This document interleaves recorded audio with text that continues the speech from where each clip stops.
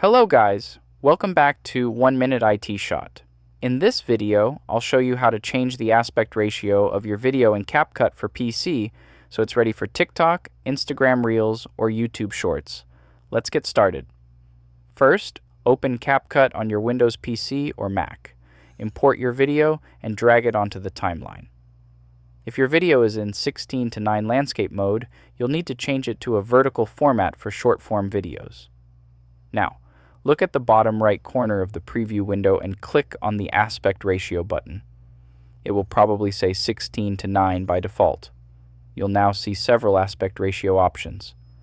For TikTok, Instagram Reels, and YouTube Shorts, select 9:16. After changing the aspect ratio, you'll notice black bars around your video because it doesn't fill the new vertical frame.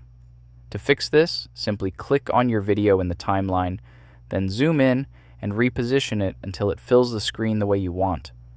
Once you're happy with the framing, play the video to make sure everything looks good.